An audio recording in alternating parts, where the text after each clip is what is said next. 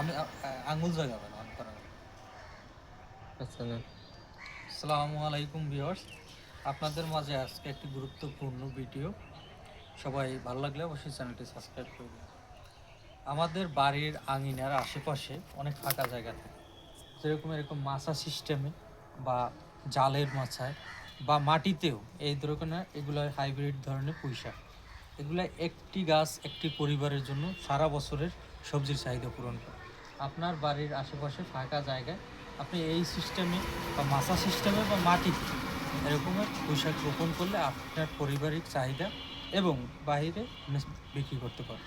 তাই ফাঁকা জায়গা না ফেলিয়ে রেখে আমরা এরকমের মাছা সিস্টেম বা মাটিতে এরকম পুঁইশাক বা অন্য পাশাপাশি অন্যান্য ফসল চাষাবাদ করে আমরা সমাজে অর্থনীতিতে এগিয়ে আসতে সক্ষম হব।